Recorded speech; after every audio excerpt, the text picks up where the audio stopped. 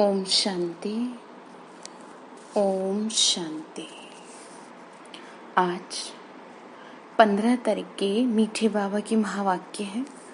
आज बाबा ने कहा, मीठे बच्चे, अतीन्द्रिय सुख का अनुभव करने के लिए सदा इसी स्मृति में रहो, हम किसके बच्चे हैं। अगर बाप को भूले तो सुख गुम हो जाएगा। बाबा ने क्या कहा, मत भूलो कि तुम मेरे हो, और जब तुम ये भूल जाओगे तो तुम दुखी हो जाओगे। जैसे दुनिया में जो अपने माँ बाप को भूल जाता है वो दुखी हो जाता है ना, तो ऐसे हम बच्चे हैं, बाबा के हैं। बाबा को भूले यानी दुख को निमंत्रण दिया, इसीलिए समझा रहे हैं। तो प्रश्न बाबा ने पूछा, बाप के मिलने की स्थायी खुशी किन बच्चों को रहती है?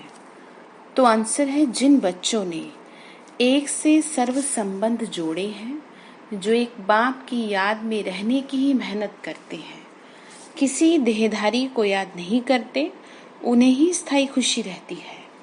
अगर देहधारी की याद है तो बहुत रोना पड़ेगा। विश्व का मालिक बनने वाले कभी रोते नहीं हैं। बाबा समझा रहे हैं कि अगर तुमने देहधारी को याद किया तो तुम्हारी सारी शक्ति नष्ट हो जाएगी, तो तुम कैसे फिर बादशाही लोगे, कैसे सुखी रहोगे? और सबसे मेन बात ये कि तुम मुझे भूल जाओगे, क्योंकि मन तो एक ही है ना। चाहे तो भगवान को बिठा लो इसमें, चाहे तो इंसान को बिठा लो, लगेगा ये एक ही तरफ। इसीलिए बाबा कह रहे हैं, बच्चे तुम देहधारी को याद करोगे तो रोना पड़ेगा, फिर मतलब दुख होगा ना, ऐसे समझा रहे हैं। तो गीत है, बचपन के दिन भुला न देना, आज हंसे कल रुला न देना। बचपन के दिन क्यों कहा? क्योंकि अभी हम भगवान के बच्चे हैं, बच्चे बने हैं ना संगम पे, इसलिए कहा कि इन्हें भूल मत जाना। ओम शांति। बाप कहते हैं, मीठे बच्चों, हम बेहद के बाप के बच्चे हैं, ये भूलो मत। ये भूले तो अपने को रुला देंगे। चींची दुनिया में बुद्धि चली जाएगी। बाप की याद में रहने से अतीन्द्रिय सुख भासता है, वो सुख बाप को भूल जाने से गुम हो जाएगा। बाबा ने क्या कहा, मुझे भूले और तुम्हारी खुशी खत्म। हर दम याद रहना चाहिए, हम बाबा के बच्चे हैं, नहीं तो अपने को रुला देंगे, फिर दुख आएंगे, महसूस होगा दुख। हालांकि दुख तो अभी भी, लेकिन बाबा को भूलने से ज्यादा दुख महसूस होगा। सब भगवान के बच्चे हैं, सब कहते हैं, हे बाबा, हे परमपिता परमात्मा, रक्षा करो। बाबा ने कहा, सब कहते तो हैं, कितना कहते हैं कि भगवान हमारी रक्षा करो, हमें बचाओ। अब वही तो समझा रहे हैं। परंतु बाप से रक्षा कब होती है ये किसी को भी नहीं पता। कब वो आके रक्षा करता है? किससे रक्षा करनी है? विकारों से रक्षा करनी है, क्योंकि वास्तव में इस समय विकार दुश्मन बने हैं। बाबा बोले, साधु संत आदि कोई भी नहीं जानती कि बाप से हमको मुक्ति, जीवन मुक्ति कब मिलनी है, क्योंकि भगवान को ही कण कण में कह दिया। अब तुम बच्चे बेहद के बाप को जान गए हो। बाबा ने क्या कहा, तुम्हें समझ में आ गया है ना, सृष्टि का रचयिता मैं तुम्हारा पिता हूँ। मोस्ट बेलिवेड बाप है, उससे प्यारी वस्तु और कोई होती नहीं। ऐसे बाप को ना जानना बड़ी भारी भूल है। शिव जयंती क्यों मनाते हैं, वो कौन है, ये कोई भी नहीं जानता। बाबा ने क्या कहा, कोई नहीं जानता इस बात को। बाबा कहते हैं, तुम कितने बेसमझ बन गए हो, तुमको समझाते हैं। माया रावण ने तुमको क्या बना दिया, अभी तुम बच्चे जानते हो, ये हमारी जन्मभूमि है। बाबा ने क्या कहा, अभी तो समझ गए हो ना, भारत जन्मभूमि है ना। मैं हर 5000 वर्ष के बाद आता हूँ। बाबा की जन्मभूमि अवतरित होते हैं ना शिव बाबा भारत में, वो फिर कह देते हैं 40,000 वर्ष बाद जब ये कलयुग पूरा होगा तब आएंगे, ऐसे कह देते हैं। अब ये तो समझना है, तो चित्र भी दिखाया जाता है त्रिमूर्ति का। त्रिमूर्ति मार्ग नाम भी रखा है, परंतु 3 मूर्ति ब्रह्मा विष्णु शंकर को कोई नहीं जानते। शिवलिंग पर 3 लकीरों का रहस्य कोई नहीं जानते। त्रिमूर्ति त्रिकालदर्शी क्यों कहा जाता है, कोई नहीं जानते। इसीलिए बाबा ने समझाई है बातें सारी।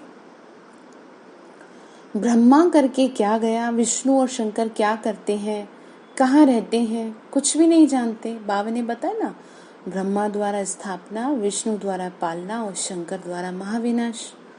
बिल्कुल ही घोर अंधियारे में है। बाप है रचयिता, उनकी ये कितनी बड़ी रचना है, कितना बेहद का नाटक है, इसमें बेहद के मनुष्य रहते हैं। बाबा ने क्या कहा, कितना बड़ा ड्रामा चल रहा है ये। आज से 5000 वर्ष पहले जब सतयुग था, भारत में जब इन लक्ष्मी नारायण का राज्य था और कोई राज्य नहीं था, तो भगवती श्री लक्ष्मी भगवान श्री नारायण को कहा जाता है। राम सीता को भगवान राम भगवान सीता कहते हैं। समझा रहे ना बाबा। तो अब ये भगवान नारायण जो कहते हैं, तो बाबा ने कहा तो अब ये भगवान नारायण और भगवती लक्ष्मी कहाँ से आए? राज्य करके गए, परंतु उनकी जीवन कहानी तो कोई एक भी नहीं जानता। सिर्फ गाते रहते हैं, हे भगवान दुख हरता सुख करता, परंतु ये किसी की बुद्धि में नहीं आती बातें। वो दुख हरता सुख करता कैसे, नहीं समझ में आता। कैसे हरता है दुख, कौन सा सुख सबको दिया और कब सबका दुख हरा, कुछ भी नहीं जानते। बाबा कह रहे हैं ऐसे क्या बन गए, ऐसे बुद्धू बन गए हैं। बाबा ये समझा रहे हैं, समझते ही नहीं कुछ भी। तो तुम बच्चे अभी यहाँ राजयोग सीख रहे हो, भगवती लक्ष्मी भगवान नारायण बनने के लिए, यानी नर से नारायण नारी से लक्ष्मी बनने के लिए। जानते हैं भगवती सीता भगवान राम भी बनने का है। 8 जन्म सतयुग के पूरे करके फिर राम सीता के राज्य में आने वाले हैं, यानी श्री राम और श्री सीता का भी जन्म लिया ही जाएगा। 21 जन्म के लिए बेहद की राजाई तुम यह स्थापन कर रहे हो। तुम भगवती भगवान स्वर्ग के मालिक बन रहे हो। बाबा ने कहा तुम लक्ष्मी नारायण स्वर्ग के मालिक बन रहे हो। स्वर्ग कोई आसमान में नहीं है, ये भी किसी को पता नहीं है, बिल्कुल ही तुच्छ बुद्धि है। क्यों? क्योंकि कह देते हैं ऊपर है स्वर्ग, कहते हैं फलाना स्वर्ग पधारा, परंतु समझते तो कुछ भी नहीं है। अच्छा, क्या क्रिश्चियन बौद्धी सब हेवन में जाएंगे? वो बाद में आके अपना धर्म स्थापन करते हैं, तो फिर वो स्वर्ग में कैसे आ सकते हैं? बाबा ने कहा नहीं, जो ज्ञान धारण करेंगे आत्माएं वही तो मूव ऑन करेंगे ना उधर। स्वर्ग किसको कहा जाता है ये भी उनको पता नहीं। सन्यासी लोग कहते ज्योति ज्योत समाया, कोई फिर कहते निर्वाण धाम गया। निर्वाण भी तो लोक है ना, ठीक है, तो वो तो निवास स्थान है, परम धाम रहने का स्थान है आत्माओं का। तो ज्योति ज्योत में लीन होने की बात ही नहीं, तो कैसे फिर समा सकते हैं? ज्योति में मिल जाए फिर तो आत्मा ही खत्म हो जाए, तो भगवान में कभी भी हम समा नहीं सकते, ठीक है। उसके प्यार में समा सकते हैं, उसकी किरणों रूपी बाहों में समा सकते हैं, ये ध्यान रखना होता है। ऐसे नहीं कि हम भगवान में समा जाए, भगवान हमारे में समा जाए, इम्पॉसिबल। बाबा ने कहा खेल ही खत्म, फिर तो कोई भी मोक्ष को पा ही नहीं सकते।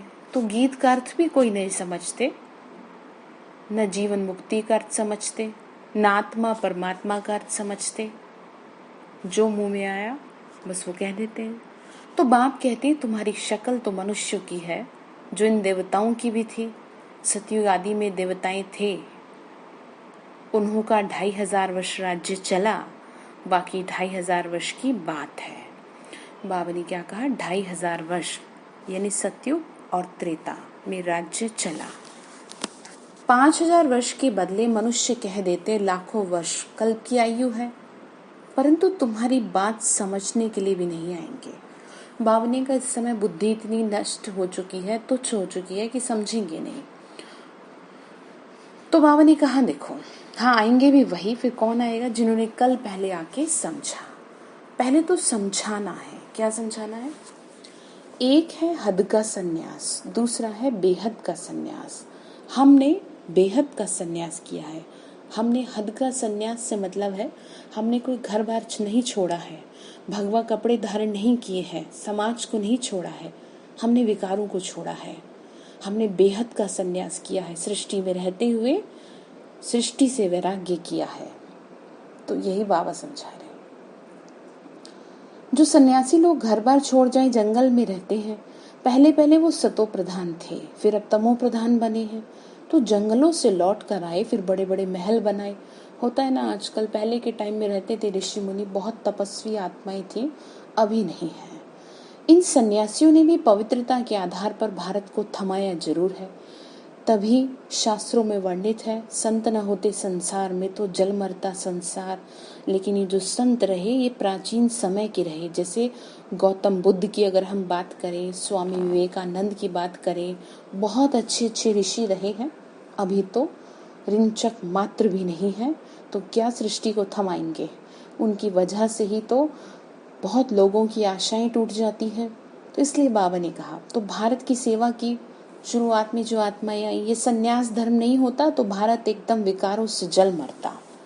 जैसे शंकराचार्य बाल ब्रह्मचारी होते हैं बचपन से, तो बहुत महत्व है उसका भी, थमी रहती है सृष्टि। अदरवाइज चारों तरफ विकारों की आग लगी हुई है ना, कोई भी विकार ले लो तो थमाना जरूरी है, नहीं तो सब मर जाएंगे इन विकारों में। इसीलिए बाबा हमें पवित्रता की शिक्षा देते हैं कि तुम मेरे बने हो ना, तो तुम मेरी ये बात मानो, क्योंकि तुम्हारे सहारे मैं इस दुनिया को बदल पाऊंगा। तो भारत एकदम विकारों में जल मरता है, पतित बन जाता है। ये भी ड्रामा बना हुआ है ना। उन्होंने पहले पवित्रता की ताकत थी, जैसे कि अभी बताया, बाबा भी वही समझा रहे ना, देखो, जिससे भारत को थमाया। बहुत ताकत थी। अंग्रेजों के समय में भी बहुत से ऐसे ऋषि रहे कि जो अपनी आध्यात्मिकता की शक्ति से बिना हथियारों के युद्ध में जीत जाते थे, वार करते थे, ओम का उच्चारण करते थे, शंख बजाते थे, और जो उन्हें मारने आ रहे होते थे वो कई किलोमीटर पहले ही बेहोश होके गिर जाते थे। ताकत थी पहले इतनी, अब तो नहीं रही ना। तो बाबा ने का बहुत थमाया इन्होंने भी इन देवताओं को। इन देवताओं का जब राज्य था तो भारत कितना साहूकार था। बाबा ने कहा, इन्हों के इतने बड़े बड़े हीरे जवाहरातों के महल थे, वो सब कहाँ गए? सब नीचे चले गए। लंका और द्वारिका के लिए कहते हैं ना, समुद्र के नीचे चली गई। अभी तो है नहीं। सोने के महल आदि भी थे। जब मंदिरों आदि में हीरे जवाहरात लगा सकते हैं तो वहां क्या नहीं होगा। बाबा ने कहा, तो सोचो स्वर्ग कितना धनवान, कितनी तुमको खुशी होनी चाहिए। बाबा फिर से आया हुआ है।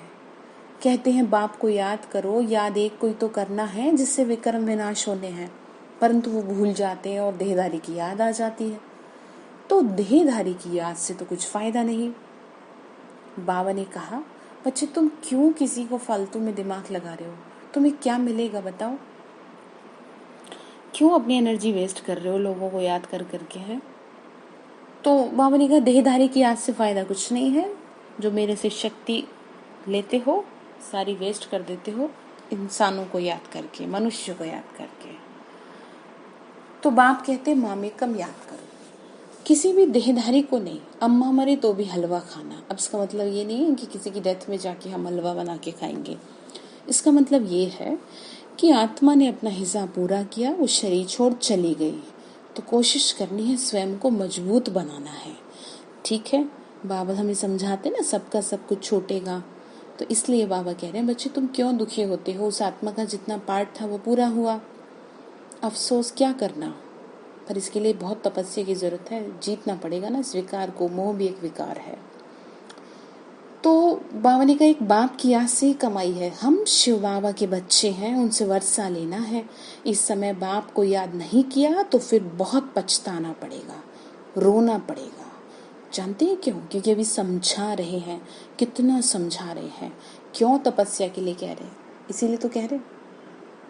विश्व के मालिक बनने वालों को रोने की क्या जरूरत? पर अगर याद नहीं करेंगे तो माया थप्पड़ लगाएगी और फिर रोना आएगा। इसीलिए बाबा बार बार समझाते हैं कि बाप को और वर्षे को याद करो। अमरनाथ ने अमरपुरी में एक पार्वती को तो बैठ कथा नहीं सुनाई होगी। हम सभी पार्वतियां हैं, ठीक है, जरूर बहुत होंगे। जो भी मनुष्य मात्र है सबको बाप समझाते हैं कि अब पतित नहीं बनो। बाबा ने क्या कहा, देखो मेरा काम है समझाना, अब इम्प्लीमेंट तो तुम ही करना है। करोगे तो सुख ही रहोगे, और नहीं करोगे तो फिर क्या होगा? समझ रहे हो ना? नहीं करोगे तो माया क्या है, फिर थप्पड़ लगा देगी, फिर रोना आएगा। फिर बाबा ने कहा, मैं क्या करूँगा बताओ? तो बाबा समझा रहे हैं कि अब पतित मत बनो, अंतिम जन्म पवित्र बनो। समझा है ना बाबा ने। तो बाबा ने कहा ये अंतिम जन्म पवित्र बनो, समझा रहे ना बाबा। बाबा बोले वहाँ स्वर्ग में कोई विकार नहीं होते, अगर वहाँ भी विकार होता तो फिर स्वर्ग और नरक में फर्क क्या हुआ।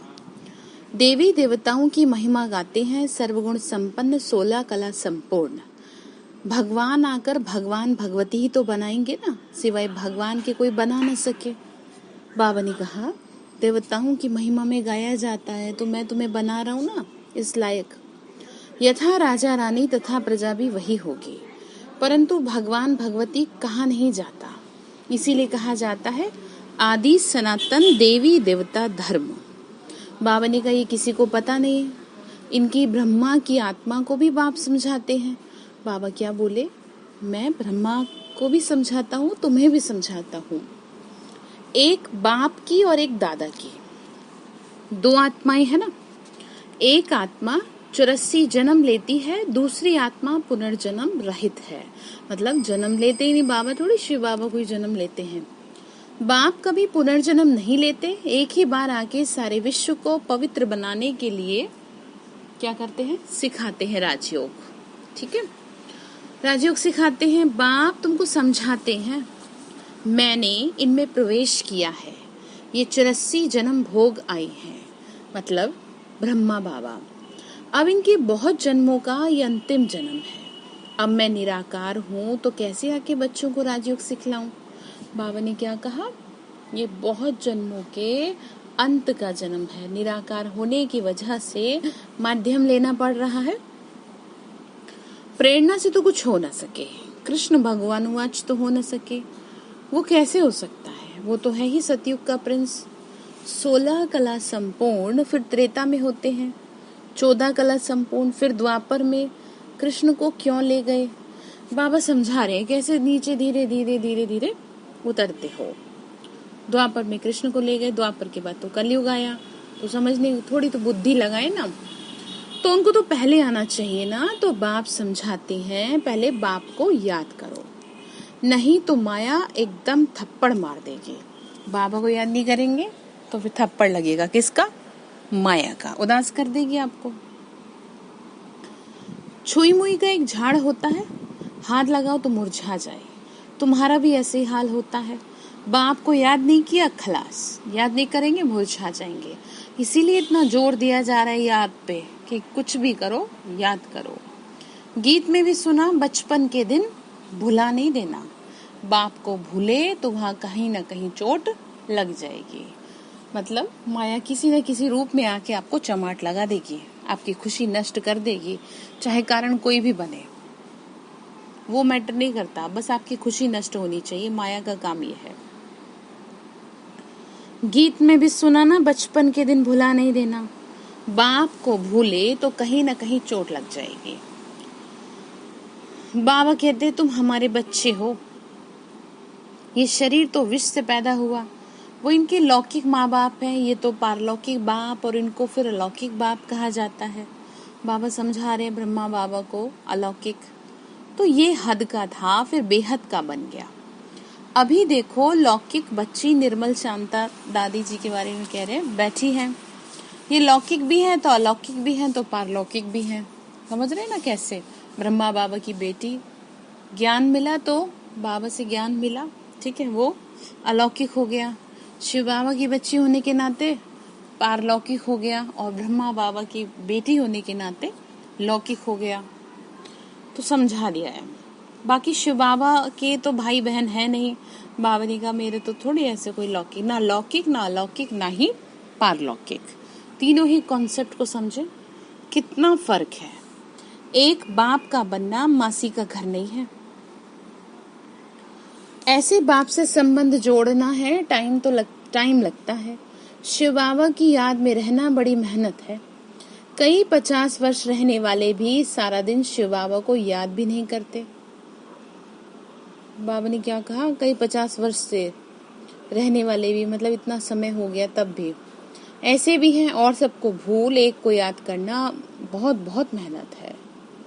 बाबा ने कहा देखो इसमें ना मेहनत का काम है, तुम्हें सब तरफ से बुद्धि हटानी पड़ेगी, अभी हटा दोगे तो फायदों में रहोगे। क्यों?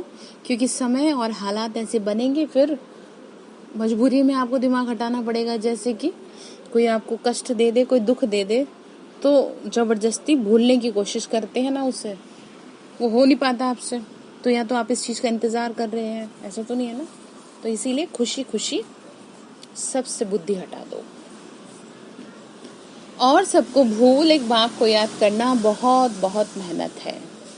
कोई 1% याद करते हैं, कोई 2%। बाबा ने कहा कोई तो आधे % भी मुश्किल याद करते हैं। बड़ी मंजिल है। बाप समझाते हैं, बचपन को भूल नहीं जाना। मेरे बने हो ना, इस बात को भूल नहीं जाओ, क्योंकि मुझे भूले तो समझो फिर क्या होगा। ठीक है, बाबा को भूलेंगे तो नहीं ना। बाबा को कैसे भूल सकते हैं, खुद को समझाओ। बाबा ने कहा देखो, तुम जानते हो ना, हम जीते जी मरकर बाप के बने हैं। नई दुनिया में जाने के लिए तो तुम्हें स्थायी खुशी रहनी चाहिए। ओहो, हम डबल सिरताज बनेंगे। मनुष्य थोड़ी जानते कि सतयुग में इन देवताओं को 16 कला संपूर्ण और 14 कला संपूर्ण क्यों कहते हैं।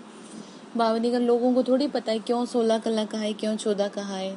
कुछ भी नहीं जानते। ये भक्ति मार्ग के शास्त्र आदि फिर भी बनेंगे, ये हठ योग, तीर्थ यात्रा आदि सब फिर भी होंगे, परंतु इससे क्या होगा? क्या हेवन में जाएंगे? नहीं। बहुत रिद्धि सिद्धि से काम करते हैं, रिद्धि सिद्धि वाले बहुत हैं। बाबा ने कहा बहुत इस तरह भी हैं मनुष्य। हजारों मनुष्य उनके पिछाड़ी पड़ जाते हैं, उनके फॉलोअर हो जाते हैं ना। रिद्धि सिद्धि से बहुत घड़ियां आदि चीजें निकालते हैं, तो ये थोड़ी समझते हैं अल्पकाल के लिए है सब। बाबा ने कहा ये समझो, जो भी कुछ देख रहे हो तुम्हारे चारों तरफ, जो भी कुछ हो रहा है क्षण भंगुर का है सब। इसमें बहुत मेहनत करनी है। ये रिद्धि सिद्धि आदि सीखने की भी किताब होती है। यहाँ बाबा हमें संकल्पों की सिद्धि सिखा रहे हैं। कितना लाखों मनुष्य उनके पिछाड़ी पड़ते हैं। तुम जानते हो हमको बाबा से स्वर्ग का वर्षा मिलता है। बाबा ने कहा उनके पिछाड़ी पड़ने से क्या होगा? तुम्हें समझ में आ रहा है ना, मैं तुम्हें सब कुछ दूंगा, वो भी स्वर्ग का। इन आँखों से जो कुछ देखते हो वो नहीं रहेगा। बाप समझाते हैं, तुम आज शरीर आए थे, फिर शरीर 7 पार्ट बजाया। शरीर लेके थोड़े उतरे थे ऊपर से। अब जैसे उतरे थे ना बिना शरीर के, ऐसे बिना ही शरीर के ऊपर जाना कंपलसरी क्या कहें, ये मतलब पॉसिबल ही नहीं है कि आप बिना शरीर के, वो शरीर को साथ लेके कैसे पॉसिबल है ना। बाबा ने कहा आत्मा ही तो जाएगी ना, शरीर को लेके नहीं जा सकती आत्मा, पॉसिबल ही नहीं है। तो अगर 84 लाख का हिसाब बताएं तो 12 मास लग जाए। बाबा ने कहा कितना बताए, हो ही नहीं सकता। 84 जन्मों का हिसाब बताना तो बिल्कुल सहज है। 84 लाख सोचो। बाबा बोले तुम 84 का चक्र लगाते रहते हो, सूर्यवंशी है तो चंद्रवंशी नहीं। सूर्यवंशी घराना पूरा हुआ फिर चंद्रवंशी बने, यानी सतयुग में जाने वाली आत्माएं पूरी हुई फिर चंद्रवंशी की ओर उतरेंगे। अभी तुम जानते हो हम हैं ब्राह्मण वंशी, फिर देवता वंशी बनना है, फिर देवता बनेंगे ना, ब्राह्मण सो देवता। इसीलिए हम पढ़ाई पढ़ रहे हैं, फिर नीचे सीढ़ी उतरते उतरते वैश्य शूद्र वंशी बनेंगे। अभी अपने 84 जन्मों की स्मृति आई है ना, तो ये चक्र भी याद करना पड़े। बाप को याद करने से एवर हेल्दी एवर वेल्दी बनेंगे। बाबा ने क्या कहा, मुझे याद करोगे तो तुम एवर हेल्दी और एवर वेल्दी बनोगे। ठीक है, तन भी स्वस्थ, मन भी स्वस्थ और हर चीज में भरपूर होते चले जाएंगे।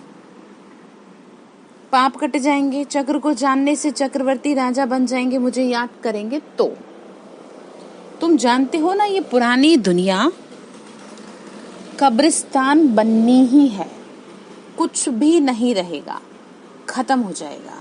राम गयो रावण गयो, ये जो कहावत है ये बिल्कुल ठीक बैठती है इस समय। राम का कितना छोटा परिवार होगा सतयुग में, अभी रावण का कितना बड़ा परिवार है। त्रेता में होगा ना श्री राम और श्री सीता का क्षत्रियता दिखाया है ना उसमें। तो बाबा ने कहा बच्चे जानते हैं कि राजधानी स्थापन हो रही है, हर बात में पुरुषार्थ फर्स्ट है। बाबा ने कहा सब चीजों के लिए पुरुषार्थ मस्ट है और फर्स्ट है। बाप पुरुषार्थ कराते हैं, कितना मेहनत करा रहे हैं।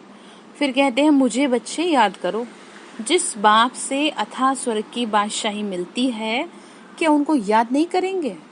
Question mark. बता देना बाबा को, क्यों नहीं याद करेंगे बाबा? हम याद करेंगे आपको, माया को मात देंगे, हरा देंगे।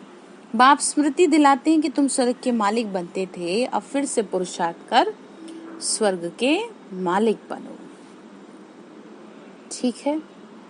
अच्छा, मीठे मीठे सिक्की लदे बच्चों प्रति माता पिता बाप दादा का याद प्यार और गुड मॉर्निंग। रूहानी बाप की रूहानी बच्चों को नमस्ते। रूहानी हम बच्चों की रूहानी माता पिता बाप दादा को नमस्ते। नमस्ते बाबा, नमस्ते। शुक्रिया बाबा, शुक्रिया। तो धारणा के लिए मुख्य सार है, कभी भी किसी बात में छुई मुई नहीं बनना। मतलब जरा सी कोई बात हो और आप मुरझा जाओ, ठीक है। घर परिवार में अपने से संबंधित ये कैसी बात हो, ऐसे मुरझा नहीं जाना। ईश्वरीय बचपन को भूल मुरझाना नहीं। बाबा ने कहा कब मुरझाओगे? जब तुम भूल जाओगे तुम्हें पालने वाला कौन है, सृष्टि का रचयिता भगवान तुम्हारा पिता बन के पालना ले रहा है, कर रहा है ना, पालना दे रहे हैं मतलब। तो इन आंखों से जो कुछ दिखाई देता है उसे देखते हुए भी नहीं देखना, ये भगवान का आदेश है। दूसरी पॉइंट है, एक बाप की याद में ही कमाई है, इसीलिए देहधारियों को याद कर रोना नहीं है। बाप और वर्षे को याद कर विश्व की बादशाही लेनी है। क्या करना है? विश्व की बादशाही मिलेगी तब जब याद करेंगे। तो वरदान दिया मीठे बाबा ने, नॉलेज की लाइट माइट द्वारा कमजोर संस्कारों को समाप्त करने वाले शक्ति संपन्न भव। नॉलेज की लाइट और माइट द्वारा, ठीक है। लाइट अर्थात प्रकाश, माइट अर्थात शक्ति, ठीक है। प्रकाश की शक्ति बन जाए। तो बाबा ने कहा क्या? नॉलेज, तुम्हें जब नॉलेज मिली यानी तुम्हें प्रकाश मिला हर बात का, और फिर शक्ति मिली, तो इससे क्या हो जाएगा? शक्ति संपन्न बन जाओगे। नॉलेज से अपने कमजोर संस्कारों का मालूम तो पड़ जाता है, ठीक है। और जब तक उस बात की समझानी मिलती है तो वो संस्कार थोड़े समय के लिए अंदर दब जाते हैं। जब पता चलता है ना, अपनी चेकिंग करने की बात आती है। लेकिन कमजोर संस्कार समाप्त करने के लिए लाइट और माइट के एक्स्ट्रा फोर्स की आवश्यकता है। प्रकाश से क्या होता है? कल भी बाबा ने कहा था ना, कीटाणु नष्ट होते हैं। तो बाबा ने कहा शक्ति से क्या होगा? पुराने संस्कारों रूपी कीटाणु नष्ट होंगे। एक्स्ट्रा फोर्स मतलब ताकत की आवश्यकता है। इसके लिए मास्टर सर्वशक्तिवान बनो। मास्टर सर्वशक्तिवान, मास्टर नॉलेजफुल के साथ साथ चेकिंग मास्टर बनो। चेकिंग करते रहो अपनी, देखते रहो अपने को कहाँ कमी हो रही है। नॉलेज द्वारा स्वयं में शक्ति भरो, मनन शक्ति को बढ़ाओ तो शक्ति संपन्न बन जाएंगे। ध्यान से सुनिए, नॉलेज द्वारा क्या करना है? स्वयं में शक्ति भरनी। ज्ञान मिला तो शक्ति अपने आप आ रही है ना, अब पहले कमजोर हो जाते थे। और मनन शक्ति को बढ़ाओ तो शक्ति संपन्न बन जाएगी। तो स्लोगन है, जहाँ सर्व प्राप्तियां हैं वहाँ प्रसन्नता है। पर ध्यान रहने वाली बात है, बाबा ने सब कुछ दिया है तो आप स्वयं खुश रहेंगे, ठीक है। तो बाबा ने आज हम बच्चों को होमवर्क दिया है, वो ये बात समझा रहे हैं कि तुम एक बात बहुत अच्छे से समझ लो, तुमने अगर देहधारियों को याद किया, किसी में भी बुद्धि फंसाई, फिर तुम्हें सुख मिल नहीं पाएगा, तुम रोने लगोगे, तुम दुखी हो जाओगे। इसीलिए जब भी बुद्धि भटके, परेशान करे, तो जरा देख लेना, याद कर लेना बाबा के महावाक्यों को कि अगर तुम मुझे भूले तो रोना पड़ेगा। तो रोना तो कोई भी नहीं चाहता, तो फिर आपकी बुद्धि हट जाएगी, ठीक है। अच्छा, ओम शांति।